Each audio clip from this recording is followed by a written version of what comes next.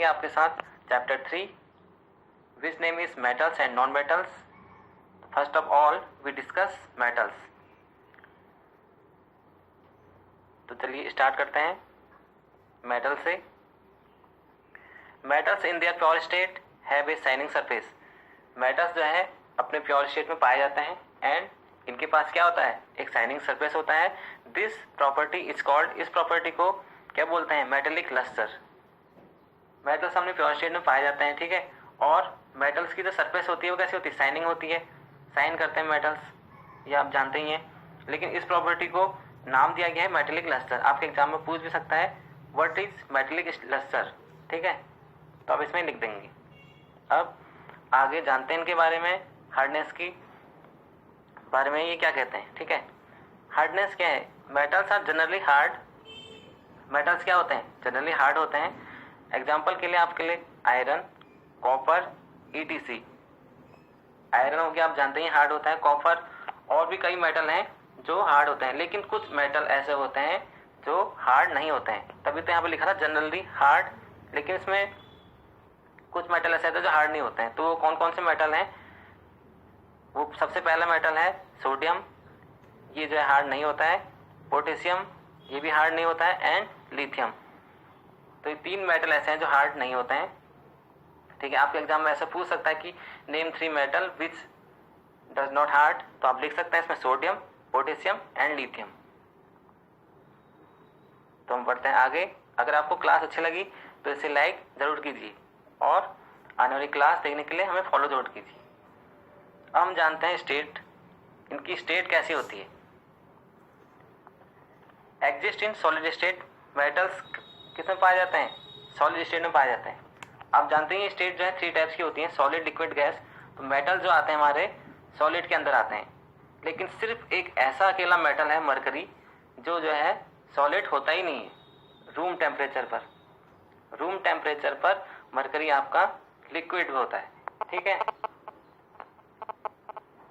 तो मरकरी हो गया आपका रूम टेम्परेचर पर लिक्विड, तो इसलिए ये इसको छोड़कर बाकी सभी मेटल्स सॉलिड स्टेट में पाए जाते हैं, ठीक है।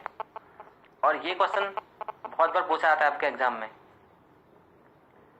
कि ऐसी कौन सी मेटल्स हैं जो रूम टेम्परेचर पर लिक्विड अवस्था में रहती है। तो उसे आप क्या लिखेंगे, मरकरी। या फिर ऐसे ही पूछ सकता है कौन सी मेटल जो है सॉलिड नहीं होती है, तब भी आप लिख सकते हैं इसमें मरकरी। क्वेश्चन को कैसे भी घुमा सकता है, पर हम आपको ऐसा पढ़ाएंगे जिसका आपके बेसिक क्लियर होंगे और आप किसी भी तरह का आंसर दे सकते हैं, ठीक है। अब मेलेबिलिटी, इसके बारे में जानते हैं। Metals can be beaten into thin sheets. Metals को क्या कर सकते हैं, मेटल्स को थिन शीट में कन्वर्ट किया जा सकता है। कोई मेटल्स को हम क्या कर सकते हैं, थिन शीट में कन्वर्ट कर सकते हैं। एग्जाम्पल के लिए gold and silver are most malleable metals. बाकी भी हैं लेकिन गोल्ड और सिल्वर जो है बहुत ज़्यादा मेलेबल हैं, हम इनको क्या कर सकते हैं, थिन कर सकते हैं। तभी तो हम इनकी वो बनाते हैं jewellery.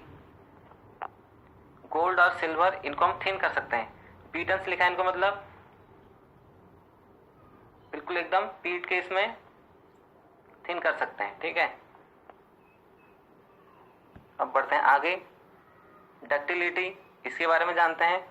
Metals can be drawn into thin wires.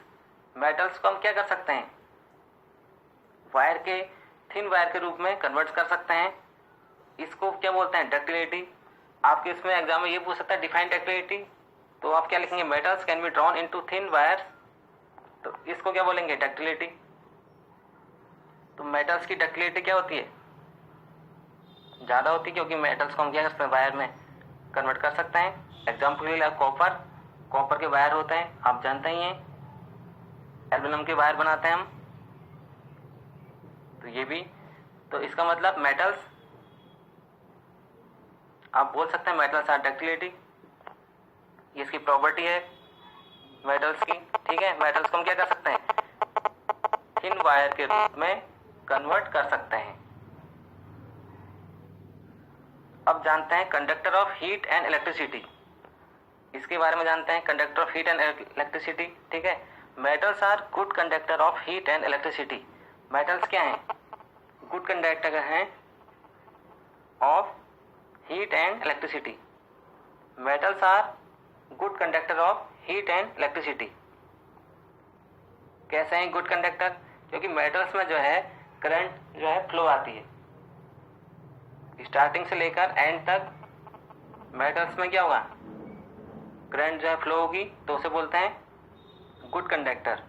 अगर करंट पूरा फ्लो नहीं होती है पूरे मेटल में तो उसे बोलते हैं नॉन कंडक्टर। लेकिन जबकि मेटल में तो पूरा करंट जो है फ्लो हो जाता है, तो इसलिए हीट भी इसमें जो है फ्लो हो जाती है और इलेक्ट्रिसिटी फ्लो आती है।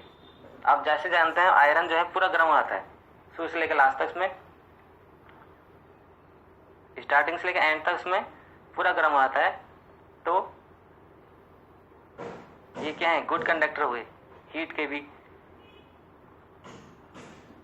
अब एग्जांपल के लिए देखिए, इसमें सिल्वर, कॉपर और बेस्ट कंडक्टर ऑफ इलेक्ट्रिसिटी, ये भी एग्जाम में पूछा था कि बेस्ट कंडक्टर ऑफ इलेक्ट्रिसिटी के मेटल का नाम बताइए, तो आप क्या देंगे इसमें आंसर, सिल्वर, या फिर आप कॉपर दे सकते हैं। अगर आपसे एक पूछे तो आप सिल्वर या कॉपर को भी दे सकते हैं, अगर दो पूछे तो आप दे सकते हैं सिल्वर और कॉपर। तो अब बढ़ते हैं हम आगे, ऑक्साइड्स के बारे में जानते हैं। इनके metallic oxides are basic in nature. Metal के जो ऑक्साइड होते हैं वो क्या होते हैं, बेसिक इन नेचर। इनका नेचर कैसा होता है, बेसिक। और बेसिक के बारे में हम पिछली क्लासों में डिस्कस कर चुके हैं। अगर आपने पिछली क्लास नहीं देखी है तो आप बेसिक के बारे में ज़्यादा जान सकते हैं। ठीक है, इसलिए हम कह रहे हैं कि सारी क्लास आपका देखना ज़रूरी है।